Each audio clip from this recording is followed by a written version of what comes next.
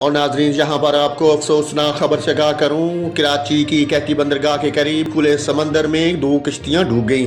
کراچی کی 2 کشتیاں ڈوبنے کی تصدیق بھی ہو گئی ہے۔ اربیل اور حسن کے 22 ماہی گیروں نے قریب موجود دوسری کشتی سے مدد لے کر جان بچائی۔ الصدیقی کے 8 ماہی گیر تاحال لاپتہ ہیں۔ وزیر اعلیٰ سندھ سید مراد علی شاہ نے کیٹی بندرگاہ میں ماہی گیروں کی کشتیاں گم ہونے کا نوٹس بھی لے لیا۔ ایک کشتی میں 22 جبکہ دوسری کشتی میں 16 افراد سوار تھے۔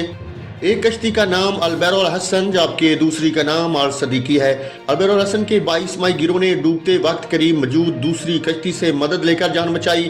الصدیقی کے 5 ماہی گیر تیر کر جان بچانے میں کامیاب ہوئے۔ 3 ماہی گیروں کو سیکورٹی ایجنسیوں نے ریسکیو کیا۔ الصدیقی کی 1 ماہی گیر کی لاش نکال لی گئی ہے، تاہم 7 ماہی گیر اب بھی لاپتہ ہے۔ ادھر وزیر اعلیٰ سندھ سید مراد علی شاہ نے کیٹی بندرگاہ واقعہ کا نوٹس لیتے ہوئے کمشنر حیدرآباد اور فشریز ڈپارٹمنٹ کو ماہی گیروں کی مدد کرنے کی ہدایت بھی جاری کر دی۔